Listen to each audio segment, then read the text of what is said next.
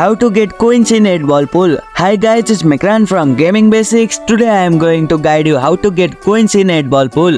Getting coins in 8 ball pool is quite easy, so without any delay let's start the video. Daily spin and win.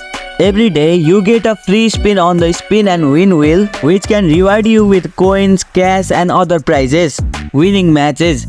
The easiest and most straightforward way to earn coins is by winning 1v1 matches. When you play a match, you and your opponent both put up an entry fee and the winner takes the combined prize. Tournaments. Entering and winning tournament is another excellent way to earn large sum of coins.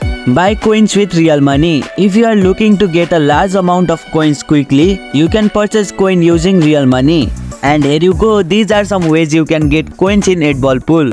If you liked our video, press the thumbs up and share button. If you have any question, comment down below and don't forget to subscribe the channel for more tutorials.